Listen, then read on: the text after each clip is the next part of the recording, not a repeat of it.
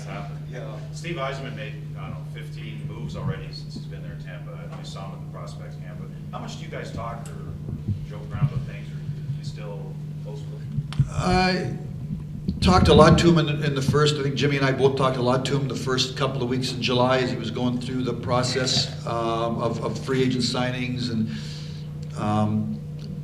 obviously he was up in Traverse City last week at the prospect camp. Tampa Bay was up there. We talked to him a lot, but he's ready to run his own team. I think the biggest thing when you're a manager, it's the people that work for you.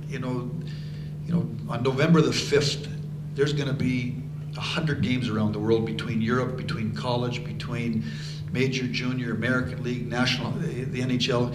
One person can only do and watch so much, so it's important that you have a staff of people that are bringing information to you, and they've also got different responsibilities to be successful. I think the biggest thing that Steve got to do in spending, was it 4 years? 4 years with us in the front office, kind of evaluate how we do things and determine how he wants to run it.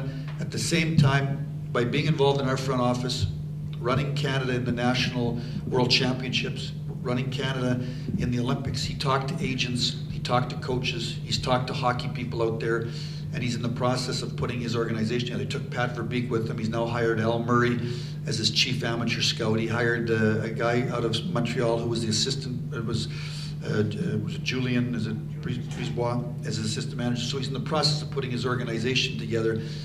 But I think the experience of spending 4 years allowed him the thought process to figure out how he wants to put his organization together. Steve's going to do very, very well. He's a competitor. He's got tremendous work ethic, tremendous passion. He's going to do a great job. Now, it takes time. We're drafting 18-year-old players, and they talk about the age of our team at times. We could be one of the youngest teams in the league, but we're going to lose, and nobody's going to want to go to the rink, but they're going to be young.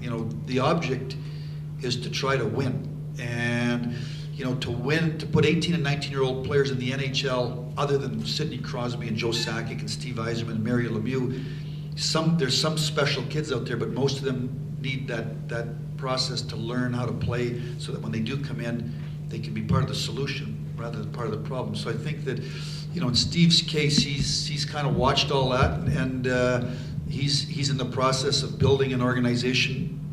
But I guess my point is, it takes you 3 or 4 or 5 years to really start to put a foundation in place that sets you up going forward. It's going to take time.